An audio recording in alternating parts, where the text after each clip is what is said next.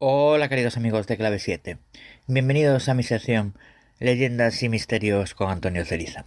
Hoy volvemos a mi tierra, Galicia, para hablaros de los amilladoiros gallegos. Se llaman amilladoiros o milladoiros, pero yo prefiero la primera opción, ya que milladoiro también es un grupo de folk y de música tradicional gallego y es para no confundirnos, pues vamos con los amilladoiros. Las piedras para el hombre primitivo eran símbolo de perennidad, invariabilidad, inmovilidad, unidad, energía y fuerza. Han sido adoradas por la sacralidad que contenían debido a su forma, origen o tamaño, concediéndoles tanto un significado mágico como religioso. Los betilos o piedras sagradas de forma esférica o a modo de columnas cilíndricas eran las imágenes anicónicas empleadas para la representación de los dioses, Hermes, Apolo, Eros, Artemio, etc., cuando el hombre todavía no los imaginaba como personas. Su origen es oriental, concretamente semita, y posiblemente llegaron a España de manos de los fenicios, aunque ya existieran veneraciones autóctonas a estas piedras. Los amilladoiros, que es el tema que nos trae aquí, podemos definirlos como montones de piedrecitas testimoniales formados por acumulación de las que dejan los caminantes al pasar por un determinado lugar y con una intención muy definida. En esta práctica todavía viva en nuestros días, podemos observar claras reminiscencias celtas, pueblo que tenía por costumbre arrojar chinarros en los cruces de caminos con el deseo de alejar a los malos espíritus. Os recuerdo aquí la similitud con los cruceiros, es decir, con los cruceros, que suelen estar en cruces de caminos.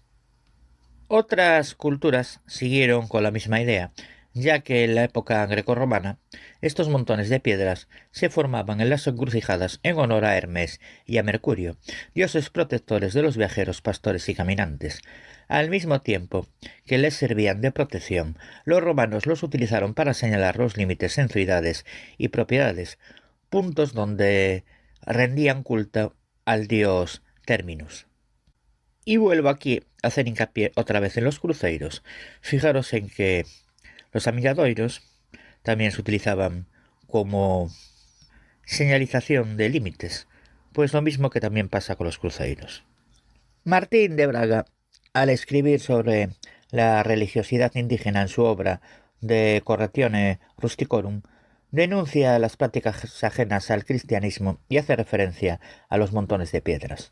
Otro demonio quiso llamarse Mercurio, que fue un astuto inventor de toda clase de fraudes, a quien como dios del lucro los hombres codiciosos al pasar por las encrucijadas ofrecían como sacrificio montones de piedras que se forman al tirarlas. Entre las culturas más dispares con la misma práctica de acumular piedras en un punto, cabe mencionar la de algunos pueblos australianos o la de otros africanos. Dentro de los primeros destaca la tribu de los Churingake, ante la creencia de que los espíritus moradores de piedras y árboles se metían en los cuerpos de las mujeres al pasar ante ellos para convertirse en seres vivos, arrojaban una piedra en ese mismo punto para evitarlo, convertida entonces en objeto de adoración. Por su parte, la tribu africana de los masáis también depositaban guijarros en el cairns o montón de piedras situado sobre las tumbas y que adquiría forma piramidal. El pueblo celta cubría los cadáveres con piedras para evitar que los pájaros nocturnos removieran la tierra donde se hallaba enterrado el difunto. Por su parte, el pueblo romano tenía por costumbre depositar una piedra sobre la tumba de los muertos al pie de las calzadas para que descansara en paz. Según lo expuesto hasta el momento, encontramos diversidad de intenciones en el proceso de este ritual. Por un lado, el viajero que tira una piedra lo hace con un sentido purificador, idea apoyada por Hemeliade, y por otro se trataría de pago o tributo a una antigua divinidad, teoría sostenida por Atienza.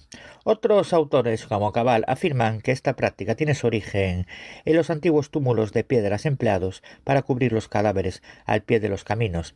Según vimos al principio, la situación de estas sepulturas permitía a las almas de los muertos, materializadas en piedras y deseosas de más almas, vigilar el camino motivo por el que los caminantes depositaban una piedra sobre el túmulo, evitando de esta manera que les arrebatasen la suya a través de la muerte por enfermedad. El autor justifica así la ofrenda de piedras como sustitutas de almas de personas o animales y cuya intención es evitar los primitivos sacrificios humanos realizados con este fin. El alma reclamada por los manes era tan alma en el hombre como en el corderillo o en la piedra. El espíritu era uno donde quiera que estuviese, y él mismo en todas las cosas bajo una forma distinta. Si el muerto lo reclamaba, o para remediar su soledad o para calmar su hambre, ¿a qué darle el espíritu de un hombre si con sacrificar un animal se le daba un espíritu también de naturaleza idéntica? Tras la cristianización mediante la colocación de esta cruz en la cúspide, estos montones se han convertido en monumentos culturales y funerarios. Podemos encontrar multitud de ejemplos que aún hoy en día siguen siendo punto de oración. Cruz de Ferro de Foncefadón, León, Cruz de Portela de Padarnelo, Zamora, Hinodejo, Soria, etc. La tradición de depositar piedrecitas en un determinado punto también se extendió a las cruces y cruceros de piedra que encontramos a lo largo de muchos caminos, especialmente a lo largo del Camino de Santiago, donde es posible contemplar acumulaciones de guijarros en el pedestal o sobre las gradas de los mismos, y cuya intencionalidad es igual a la descrita hasta el momento. Una tabla perteneciente al retablo mayor de la Catedral de León, obra del siglo XV del maestro Nicolás Francés, y que representa el traslado del apóstol Santiago, muestra cómo unos peregrinos depositan una piedra al pie de una cruz. Los amilladoiros son lugares que están a las veras del camino hacia San Andrés de Teixido, en los cuales se amontonan piedras. Se trata de un amillar, piedras traídas de sus ciudades o aldeas propias, y tirarlas en el amilladoiro. Según cuenta la leyenda, las piedras hablarán en el juicio final para decir quién cumplió con la promesa de ir a San Andrés de Teixido. Ya sabéis, vai de morto aunque non foi de vivo. Es decir, va de muerto el que no fue de vivo. Algunas son de origen pagano, otras en cambio, aunque puedan parecer cristianas, tienen una esencia pagana intrínseca. Aunque claro está, no todas son totalmente paganas o procedentes de una mezcla entre paganismo y cristianismo. Algunas son totalmente cristianas, aunque la verdad es que en Galicia todo tiene siempre un toque pagano. Y por eso somos conocidos. Ni Roma ni el cristianismo nos arrebató nuestras creencias ancestrales. Muchas de estas tradiciones se celebran desde tiempos antiquísimos. Algunas podrían proceder de los celtas, otras de los germanos. Algunas podrían ser reminiscencias de los antiguos galaicos, primeros pobladores de estas tierras, otras de origen romano e incluso fusiones entre estas. Luego, con la llegada del cristianismo, algunas desaparecerían y otras se fusionarían con dicha religión, dando paso a nuevas tradiciones que evolucionarían con los siglos. Así su origen se perdería en las incesantes olas de la historia. Ni que decir tiene, queridos amigos o caminantes del Camino de Santiago de San Andrés de Teixido, que hay que respetar esos montoncitos de piedra porque son lugares sagrados. No se os ocurra quitar ninguna piedra o guijarro. Y hasta aquí mi sección por el día de hoy. Como siempre, antes de terminar, mandar un fuerte abrazo al director y presentador Fernando Álvarez, a Josephine y al resto de mis compañeros y compañeras.